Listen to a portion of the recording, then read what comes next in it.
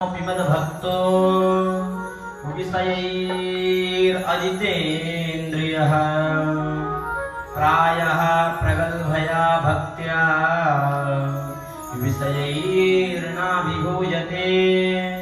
भगवान कहते हैं उद्धव, वैसे तो मेरा भक्त विषयों में भटकता नहीं है, फिर भी इंद्रियां बड़ी बलवती होती हैं। कदाचित इंद्रियों के वशीभूत होकर मेरा कोई भक्त विषयों में भटक जाए, तब भी मैं अपने भक्तों को वहां से भी निकाल लेता हूँ। पाप का भी पेट फाड़कर निकाल लाता हूँ, पर भक्त का पतन नहीं होने देता हूँ। जो मेरा प्रपंड हो गया मामेव ये प्रपद्यन्ते माया में ताम तरन्ति, वह माया से बच जाता है, मैं उसे बचा लेता हूँ, उसे भटकने नहीं देता हूँ। ये अघासुर क्या है? अघ अर्थात पाप, पाप की प्रवृत्ति ही तो अघासुर है। ब्रजवासी उस पाप में अघासुर को एक पर्वत गुहा समझकर धोखा खा गए और उसमें प्रविष्ट हो गए।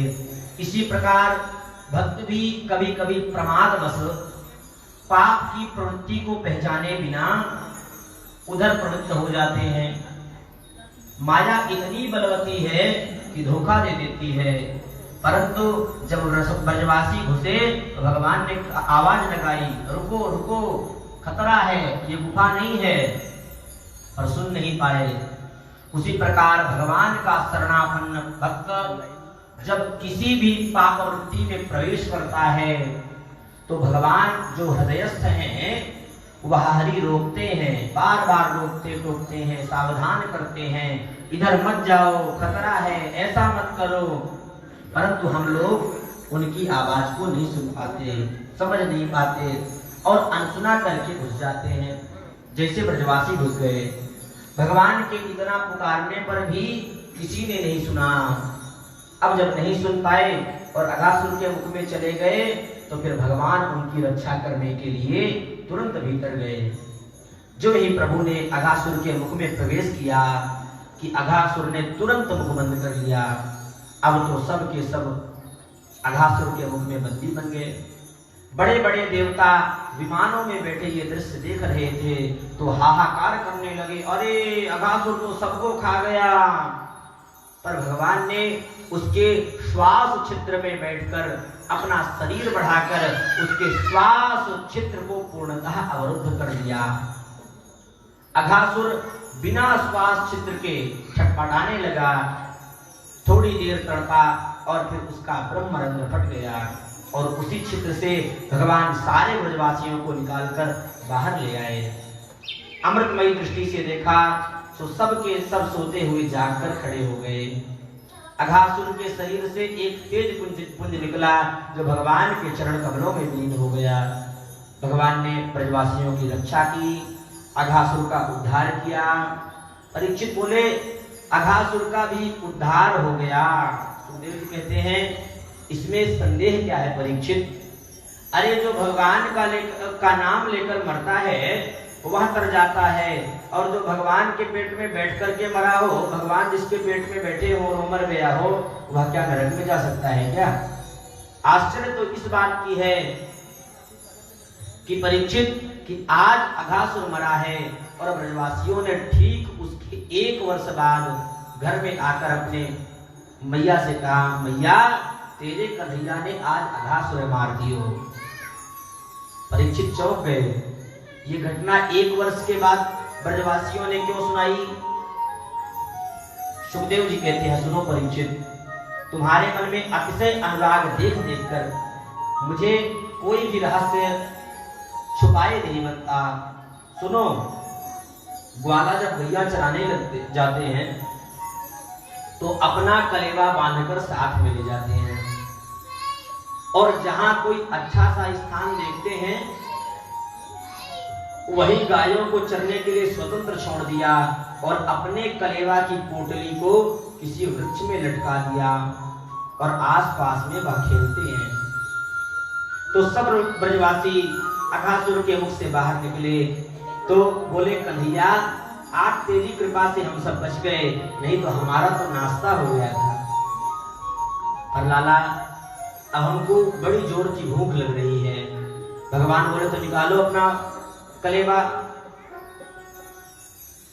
यदि ब्रजवासी अघासुर के मुख में कलेवा अपने साथ ही रखते तो सारा कलेवा खराब हो जाता, विषैला हो जाता, परंतु अघासुर के मुख से बाहर आकर वह कलेवा तो वृक्षों में लटका था, तो सब ने उतारा। कन्हैया बोले चलो यमुना तट पर बैठकर भोजन करेंगे। सबको लेकर यमुना तट पधारे। यमुना जी की सुंदर सुंदर कोमल कोमल बालू के ऊपर जाकर सब बैठ गए। चारों तरफ गोल चक्र बनाकर बैठे हैं। एक छोटा चक्र फिर दूसरा नीचे से खींचता है। एक कन्हैया, अब सब आपस में खा रहे हैं, मेरी तरफ देख। चारों तरफ भगवान आज मुंह करके बैठे हैं और प्रत्येक वाला को ये भाव उनके मन में हो रहा है कि भगवान मेरी तरफ देख रहे हैं। भगवान किसी को भी विमुख होने नहीं देते, क्योंकि जिस ओर पीठ होगी वही ब्रजवासी असंतुष्ट हो जाएंगे। इसलिए सबको लग रहा है कि भगवान हमारी तरफ किए हुए हैं। भोजन प्रारंभ हो गया। कैसा भोजन हो रहा है, सुखदेव बाबा के शब्दों में हम सब दर्शन करते हैं। बिभ्रत वेणुं जठर पटयोः श्रृंगवेत्रे च कक्षे वामे पाणौ मसृण कवलम् तत्फलान्यंगुलीषु तिष्ठन् मध्ये स्वपरिसुहृदो हासयन् नरमभिः स्वैः स्वर्गे लोके मिषति बुभुजे यज्ञभुग बालकेलिः। भगवान भोजन करते समय अपने पीतांबर को उतार करके कमर में बांध लेते हैं और कमर में बंधे हुए उस पीतांबर में एक तरफ श्रृंगी और दूसरी तरफ बंसी को डाल देते हैं। एक वेत्र अर्थात डंडा भोजन करते समय अपने बगल में धर लेते हैं। बाएं हाथ की हथेली पर दही भात का मिश्रित कवल बना रखा है और कुछ ब्रजवासी पत्ते तोड़ लेते हैं, पत्तों में परोस कर पा रहे हैं। पर हमारे गोविंद करपात्री बनकर भोजन कर रहे हैं। कर को ही पात्र बना लेने वाले धर्म सम्राट स्वामी श्री करपात्री जी महाराज, जिनका नाम श्री हरिहरानंद सरस्वती जी महाराज था, वो कर को ही, हाथ को ही पात्र बनाकर प्रसाद पा लेते थे, इसलिए उनका नाम करपात्री पड़ गया। सब दही भात खा रहे हैं। कन्हैया पूछ रहे हैं तू कौन सा अचार लायो भाई? तो सब अपने अपने अचार जो लाए हैं सब आपस में मिल बांट कर खा रहे हैं। लंबा चौड़ा ग्वालों का समुदाय है, उनके बीच में बैठे बैठे भोजन के साथ साथ कभी जोर से हंसते हैं तो कभी कोई ना कोई व्यंग्य करके परिहास करने लग जाते हैं।